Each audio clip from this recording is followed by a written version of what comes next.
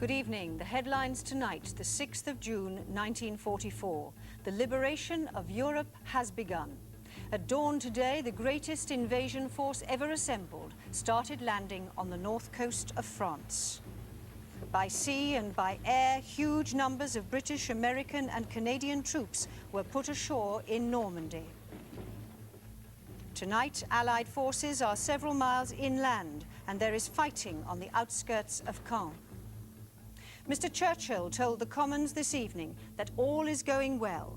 He said the operation had been carried out with much less loss than we expected.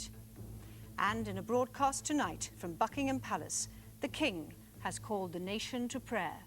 The Lord will give strength unto his people, and the Lord will give his people the blessing of peace. D-Day has come. The greatest military operation in history was launched this morning.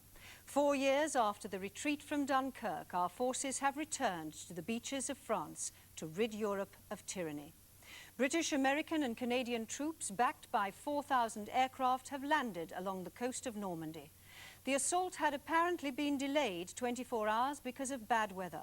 First news that the landings had begun was given by the BBC at 9:32 this morning. This is London.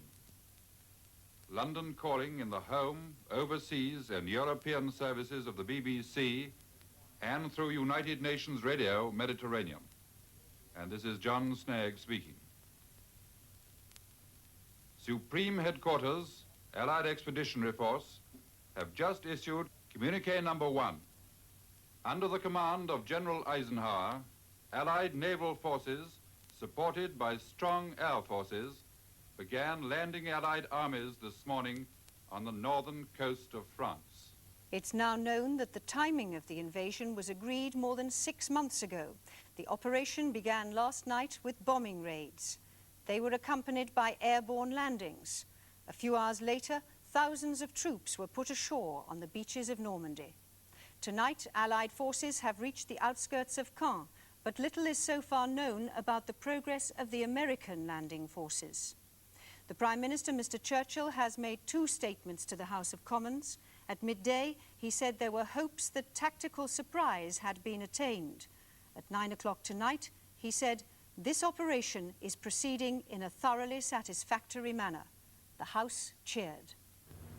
The Channel at dawn was thick with ships, an armada carrying the invaders to France.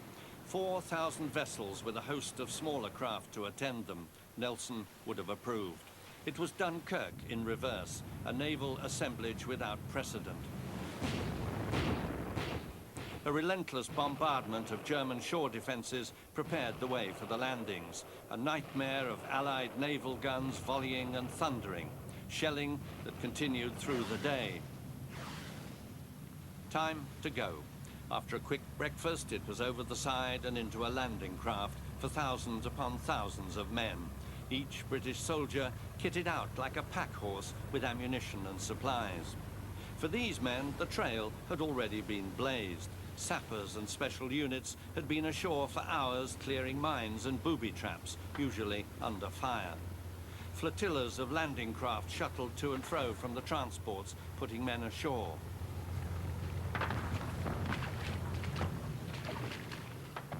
Months of planning come to fruition on what Normans call the mother-of-pearl coast. The British and Canadian assault area, cheek by jowl with the American, spanned 24 miles of Normandy coastline.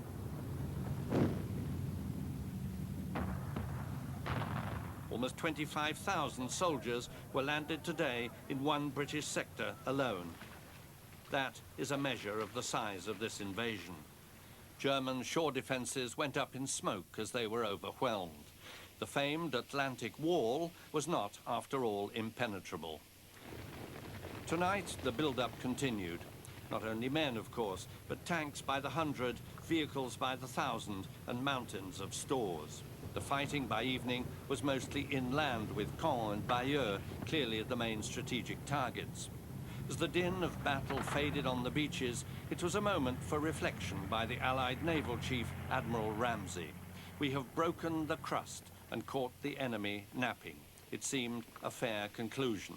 Veterans of Dunkirk rejoice. BBC correspondents are with every arm of the liberating forces. Soon after the assault began, their reports started to reach London. The BBC's Colin Wills was on board one of the landing craft. This is the day and this is the hour. The sky is lightening. Lightening over the coast of Europe as we go in. But along the shore, there's a dense smoke screen as the battleships and the warships, the smaller warships, sweep along there, firing all the time against the shore, and some of them laying a smoke screen for us. The whole sky is bright, the sea is a glittering mass of silver, with all these craft of every kind moving across it, and the great battleships in the background blazing away at the shore. Before the troops went ashore, there'd been a huge aerial bombardment by more than 2,000 British and American aircraft. And stretching across 200 miles of sky went another 1,000 aircraft and gliders carrying troops.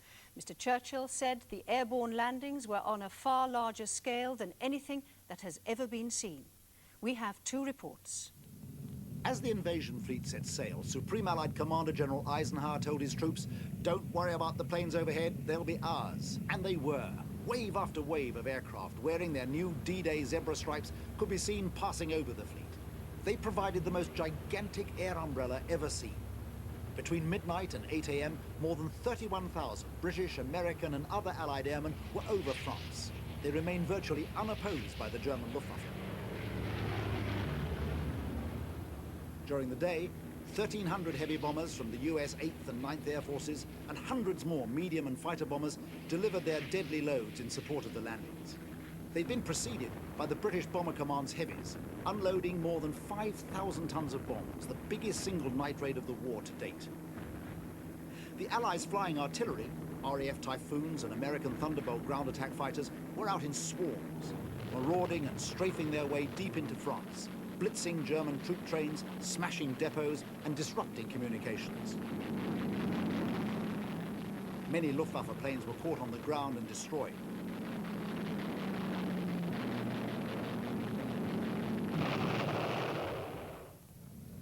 It was an historic mission these men prepared for last night, camouflaging themselves and their kit. They were to be the largest airborne invasion force ever, more than 20,000 men. A force launched just 7 seconds after midnight. Followed by transport planes and bombers in the dead of night and released at 5,000 feet to silently swoop towards their designated landing zones. The first 6 gliders carried Allied troops who seized the Caen Canal and Orne River bridges within 5 minutes of landing. But there were inevitably tragedies as gliders landed in darkness, trying to avoid the stakes, nicknamed Rommel's asparagus, driven into the ground to foil them. Behind the gliders, the second wave, 1,000 planes which carried the paratroopers of the British 6th and the American 82nd and 101st Airborne Divisions. The faces of the men aboard betrayed their apprehension, but when it was time to go, there was no hesitation. The air was thick with parachutes unfolding. The airborne armada stretched across 200 miles of sky. Their mission was to disrupt German defences along the beachhead at Normandy, to provide support for Allied troops landing from the sea. Reports so far indicate soldiers were landed with great precision. Despite losses, their achievement has been to bring confusion and uncertainty to the German forces on the Cherbourg Peninsula. This afternoon, the King and the Prime Minister visited SHAEF, the supreme headquarters of the Allied Expeditionary Force, where they met the Supreme Commander, General Dwight Eisenhower. And tonight, from Buckingham Palace, His Majesty has broadcast to Britain and to the United States. Once more, he said, a supreme test had to be faced, and he called the nation to prayer. At this historic moment, surely not one of us is too busy, too young, or too old to play a part in a nationwide, a worldwide vigil of prayer as the great crusade sets forth. The Lord will give strength unto his people. The Lord will give his people the blessings of peace.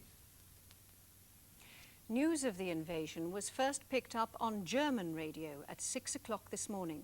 Since the first official news of the landing was given just after 9:30 this morning, people have been waiting for details in a state of mounting excitement. Newspapers have been snapped up as soon as they've gone on sale. The Prime Minister has said it is much the greatest thing we have ever attempted. A report now on the secret preparations for D-Day. By last week, 13,000 aircraft, including bombers, fighters, transport planes and gliders, have been assembled. And in concealed locations in the south of England, tens of thousands of tanks, vehicles and artillery pieces were ready for embarkation. As all kinds of equipment could be seen rumbling through tiny village streets, a major problem was to make sure that everyone involved in the operation knew what to do and where to do it without breaching security. The channel is now more or less sealed at its western and eastern ends by destroyers, frigates and smaller vessels. At secret ports along the coast, more than 7,000 warships and merchant ships had for weeks been on standby. Eventually, an estimated 500,000 troops will be needed in France. As the first units went aboard, few of the men knew exactly where they were going. Some remained at sea for more than 24 hours before they received their final landing orders, experiencing terrible seasickness in some of the worst June weather in the Channel during the last 40 years. All hospitals in southern England have been put on standby for the inevitable casualties expected during this biggest invasion ever mounted.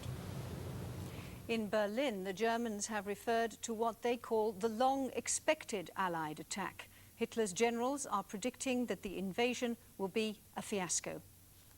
In the United States, the mood is solemn. When the landings were announced, people at work stopped for prayer. And for the first time since the Japanese attack on Pearl Harbor, all the lights on the Statue of Liberty have been illuminated. On American radio, President Roosevelt has asked listeners to join him in a prayer that he wrote himself last night for the success of the invasion and for the men who are crossing the Channel. Some will never return. Embrace these, Father, and receive them, thy heroic servants, into thy kingdom.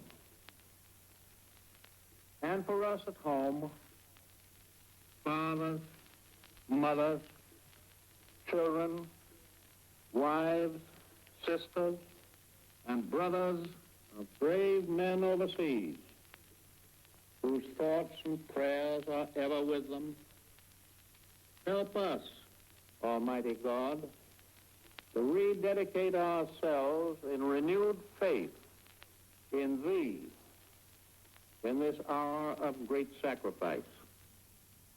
No reports have as yet been received about the American landings.